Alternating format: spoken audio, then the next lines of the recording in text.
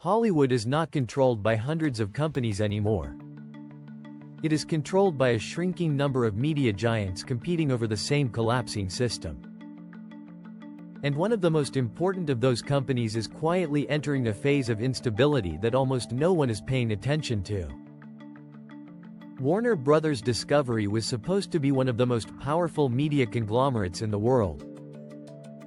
Instead, it is becoming a case study in how modern media empires quietly lose control of their own industry.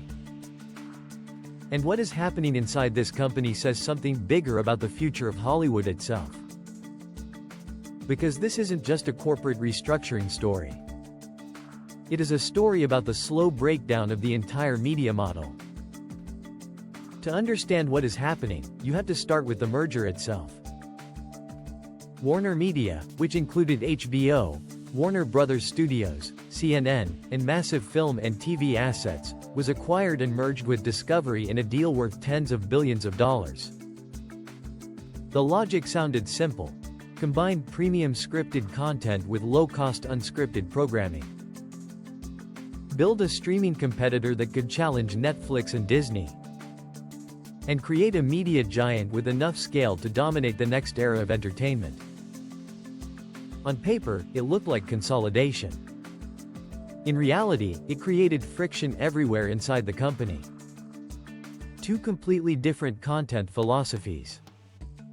Two completely different audiences. And two completely different business models forced into the same structure. One side was built on prestige storytelling and high-budget production. The other was built on cost efficiency and volume content. And instead of creating synergy, the merger created internal conflict. Because the modern media industry does not reward complexity. It rewards clarity, scale, and engagement.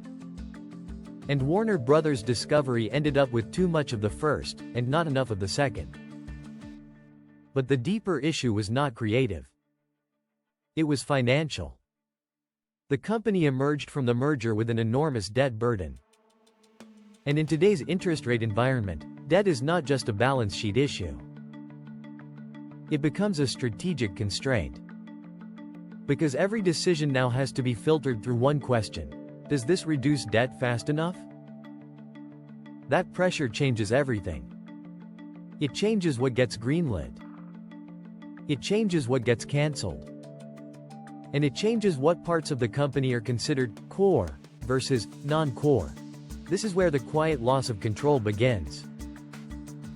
Because once a media company becomes financially constrained, it stops behaving like a creative organization. It starts behaving like a financial restructuring vehicle. Over time, this leads to a pattern that is easy to miss unless you are looking closely. Assets start getting reassessed. Divisions start getting reorganized. Streaming strategy gets rewritten multiple times. Branding becomes inconsistent. And internal messaging shifts from growth to efficiency. This is not usually described publicly as decline. It is framed as optimization, synergy, realignment. But in practice, it often signals something more fundamental: a company trying to stabilize itself after overexpansion. One of the clearest signals of this shift is how streaming has been handled. The company inherited HBO Max, one of the strongest premium streaming brands in the industry. Then it merged it with Discovery's platform strategy and rebranded it again into Max. That decision, on the surface, was about unification. But strategically, it created confusion in the marketplace. Because HBO was never just a library. It was a signal of quality. A brand with decades of prestige attached to it. And diluting that signal weakened one of the strongest assets in the entire portfolio. This matters because in streaming, perception is the product, not just content. And once perception weakens, subscriber growth becomes harder to sustain. At the same time, the broader streaming market is shifting under everyone's feet. The early era of unlimited subscriber growth is over. Content costs are rising. Advertising revenue is unstable. And consumers are increasingly fragmented across platforms. What this means is simple. The economics that justified massive media consolidation in the first place are no longer working the same way. And companies that were built for scale are now discovering that scale alone is not enough.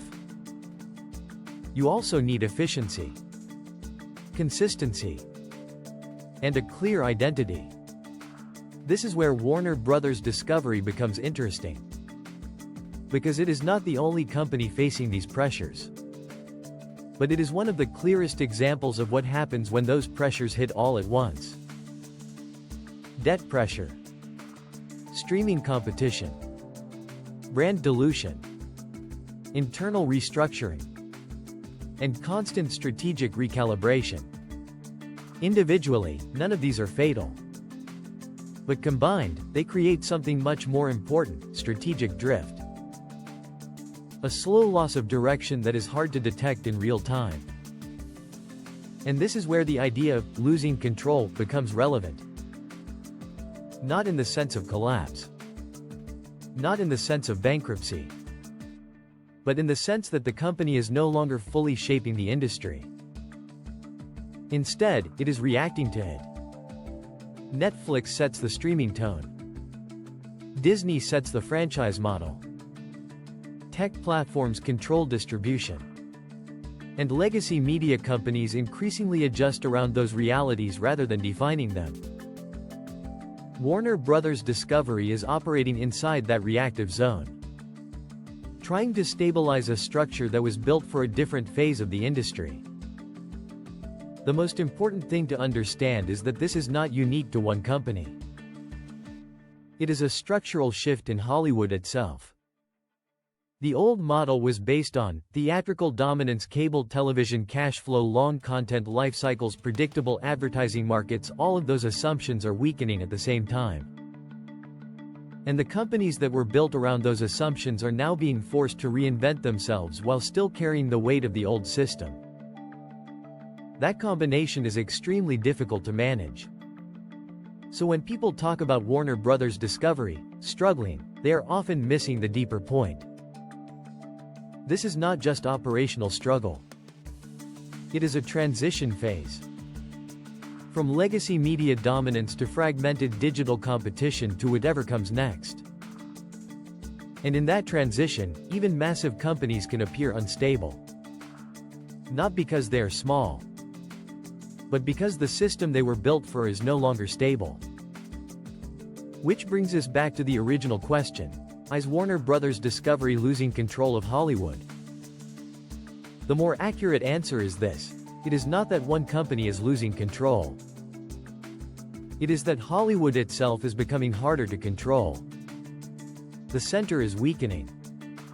The margins are strengthening. And influence is spreading across platforms that no single studio fully dominates anymore. In that environment, even the largest media companies stop acting like empires. They start acting like portfolios. Constantly adjusting. Selling. Reorganizing. Repositioning.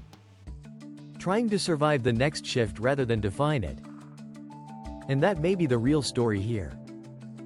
Not the decline of one company, but the end of a system where any company could truly control Hollywood at all.